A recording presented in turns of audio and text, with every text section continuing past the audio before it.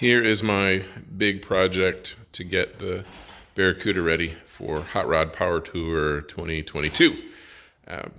As I've mentioned in previous videos on it, it has 355 rear end gears, which I love. But when you're doing 65, 70 on the highway, you're running over 3,000 RPMs at 70. So I don't want to drive 2,000 plus miles at high RPMs and expect to not have any problems. So here is the fix for that. Cam had a A500, which is a 42 RH. It's basically, this is the 904, Torqueflite 904 that came with the engine on the 318. 904s are common on small blocks on the 318. And this is basically the same as this A500, except for here it has an overdrive unit, which I believe is supposed to, instead of this transmission, when you're in third gear, it's 1-to-1 ratio. The new transmission is going to put it at 0.64, I believe, is what I saw online, which would drop my RPMs from 3,000 to like 2,500 RPMs, which is best of all worlds. So I rebuilt this transmission, took everything apart. I videoed it because it's a good idea to video the disassembly so that you know where everything goes. I must have watched my own video 100 times to make sure I had it right, but I guess we'll see when we put this thing back in. But as you can see, this tail shaft is much bigger than the one on the 904. Obviously, because it's got the overdrive. And I'm assuming, I've read some articles, that this transmission will fit. And I don't believe I'll have to do any floor modifications, but the transmission mount is definitely going to have to be modified. So kind of looking forward to that. Should be pretty cool. I think you can buy some. They look very similar to the ones if you were to do a Gen 3 swap. But I'm looking to just kind of get this for Hot Rod Power Tour, maybe a couple of years driving with this transmission, and then think about, start saving for the Gen 3 swap. And that will replace all this stuff anyway. Go to a manual 6-speed, maybe a 392 out of a Scat Pack Challenger or Charger. I think that would be perfect in this car and have plenty of power and reliability. So that's it for now. I'll give you some shots or some video when I get this mounted in, or whatever disaster that happens after if I can't get it in. So wish me luck. All right, the transmission, the A500 is in. It's bolted up. It's tight. Let's see if I can get over the camera. There's a spot here where that tab is really limiting. I need to figure out what I can do with that tab. And then on the other side, you can see it has that extra bracing on the nose, and it's hitting well, it's not really hitting it right now, but it's super close. But other than that, I think it's in place. I have the floor shifter here, and I think I read where someone had to take that tab off, and then I'll have room. It is super tight, but it is in place without any, I would say, major modifications. Now, ignore the janky setup for just getting it in place. I needed to brace it so that I could get to the mounting bolts on the engine. So I needed to get the jack away so I could get my hands in there. But it's in place. I will have to build a new bracket that goes, from here to here, and then a transmission mount. I think they're talking about a GM engine mount that I can use. was looking for the old one, but some people modify the old one. Oh, here it is.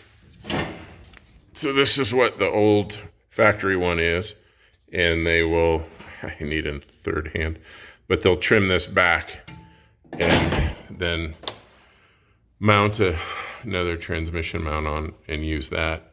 I also need to identify the angle of the engine right now. But this is all that I'm going to be doing right now. And then I need to measure for a drive shaft. The yoke from the 904 does not fit this one. This one is bigger than the 904. So the output shaft. So I'll have to get a new yoke, and then I think I'm just going to go ahead and get a new drive shaft. Nothing fancy or anything, but just something so that if this transmission doesn't work right and I can't get it to work, I'm not stuck. I could put the old transmission back in and put the old drive shaft back in and be running again, just at higher RPMs. So calling it quits for today, and gonna keep going on, keep moving. Here's an update on the Barracuda for Hot Rod Power Tour 2022. I have the A500 transmission in. It's not 100% done per se. I mean, I have just like temporary fittings on here, and I use some NICOP 5/16 for transmission cooler line, just because the parts aren't in yet. So I just need to test and some of the pins. I just kind of temporarily put some baling wire on there, but I just want to get things in place. I don't want to spend too much time on this if the transmission's not going to work. I don't have the speedometer cable hooked up, and cable sitting over there, just kind of out of the way. I'll zip tie that. I just want to see if everything is going to work. I've got a test port on the accumulator test port, and this should give me line pressure. So I should get 46 to 50 something PSI when it's without pressure, without throttle, and then 60 something. I'll post it on there if anybody cares. But at this point, I just want to check to see if it'll start. If I have pressure, it's almost like starting an engine for the first time. You want to make sure you got oil pressure. I want to make sure this transmission has pressure, and see where we're at. I did have to have the drive shaft cut. I used Gears Unlimited, Kansas City, right off I-70. And here's my over-engineered transmission cross support. I know my welds are horrible, but it was fun to build this. And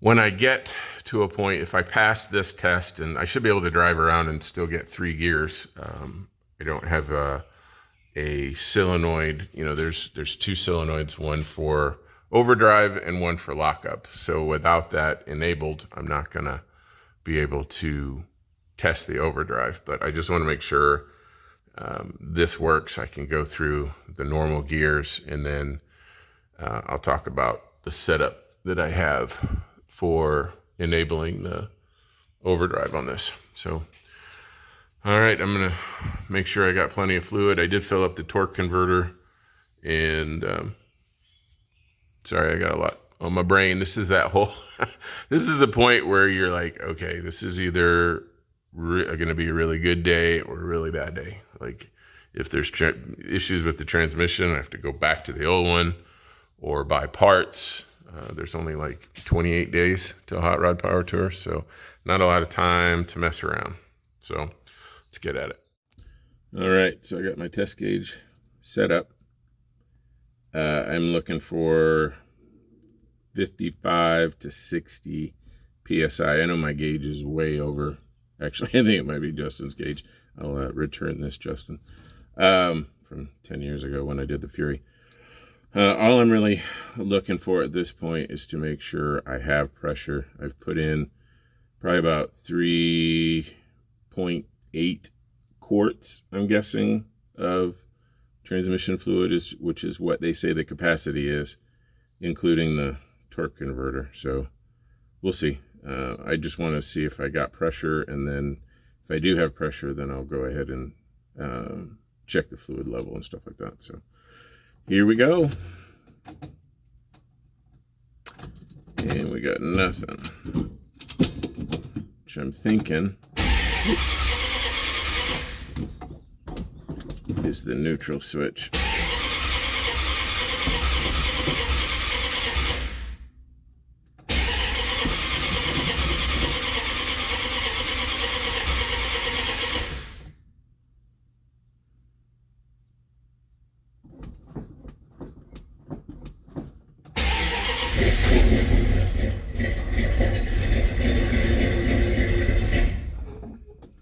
Is it moving?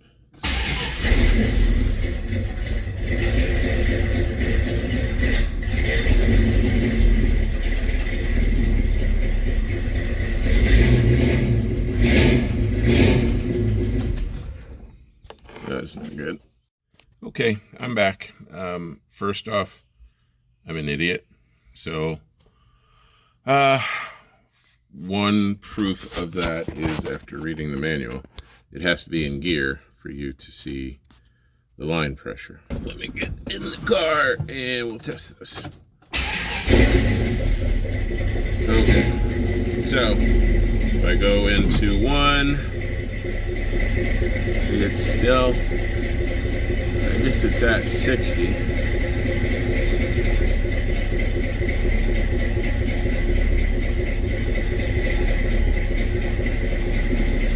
Well, it's a little bit above 60.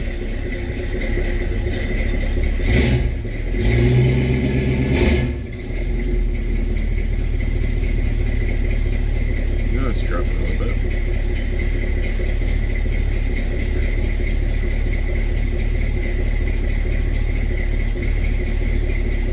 So I'm right on the verge of being high pressure. I know when I was working on the valve body, there was a default setting. To adjust this, I have to empty the pan, empty all the fluid, and adjust that line pressure gauge to bring it down a little bit. I'm not sure I want to do that just yet, so let me think about it. Okay, well, before I go change anything and drain anything, let's see how she does.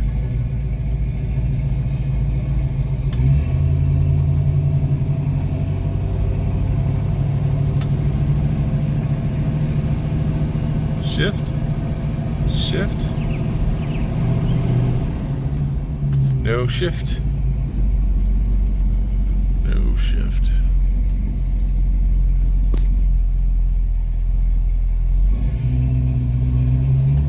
That's not good.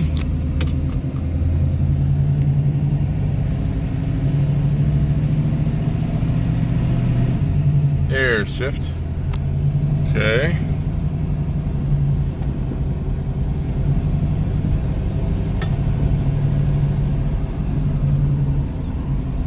Seems to be a little, line pressure still high.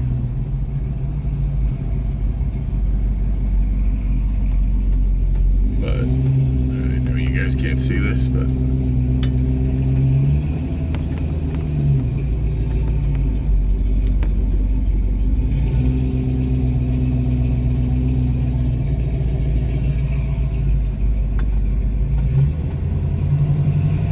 see if it shifts into 3rd.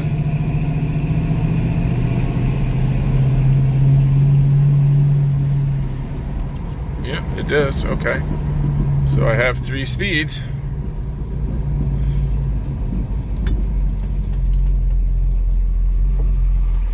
So that's good. No rattle.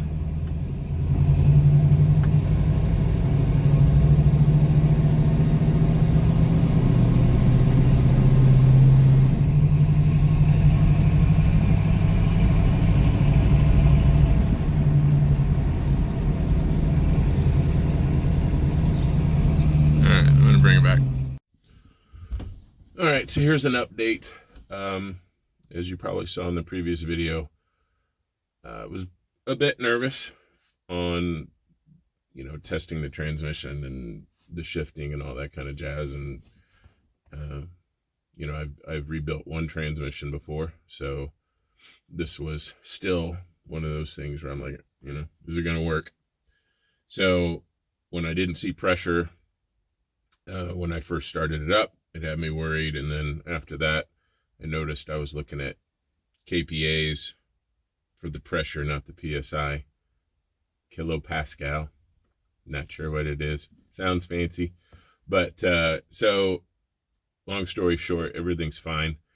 I tested it without the overdrive or the lockup on the torque converter because I just wanted to make sure before I do all this wiring stuff that everything's going to work. And if I have to put the old transmission back in for Hot Rod Power Tour, then I don't want to get too far into it. So I ran some more test runs, and the shifts got better. So now it's shifting below 2,000 RPMs for first gear, first to second, and third to fourth is right where I would expect, or second to third is right where I would expect it to be. So moving on, and I'm going to show a picture of the wiring diagram that I'm using. I purchased one of those. It's a converter kit at a transmission place. I'll show you a picture of that now. And basically, I went on the Mopar forums, and here is what I got for a wiring diagram. See that? I'll just put it up. I can do that. So I'm doing a modified version, so I don't have the vacuum hooked up yet, but I do have these little jobbers that are a 12-volt delay, and I like this idea. I got this off one of the Mopar forums where in order to send 12 volts, there's a pressure gauge that goes on the transmission that goes to the governor port, which is basically 1 pound of pressure per mile per hour. And I tested that with one of the gauges, and that worked well and consistent. So like I said, I don't have the vacuum switch hooked up yet, but I do have a toggle switch. Let me show you what I got. Excuse the bird's nest here. I did purchase a defroster switch. This is a refurbished factory Mopar defroster. I don't have a defroster on this car, so I have a blank spot there. So I can turn off the overdrive that way, and then I have the delay timer. So basically, if I have power going to the overdrive, and I have the timer that's going to tell me that's only going to go on when there's at least 50 miles an hour. And then after 50 miles an hour, there's a dial where I can set the timer, but it's, like a 10-second timer. And then I have another one that I'm going to use for the lockup. So I can control how soon it's going to go into overdrive and how soon it's going to go into lockup. And then I'm thinking I'm going to put it in like this into the console so that I can control it when I'm going if I need to make any adjustments. So enough chitter chatter. Let's see if this thing works. All right, so I'm in third gear right now.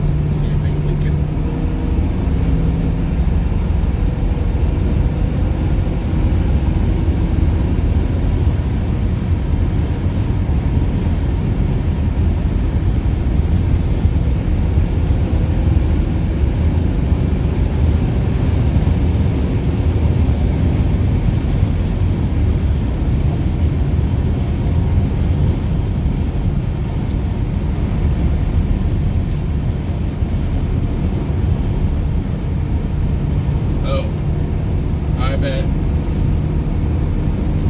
I see a light on the switch, like I got power. There we go.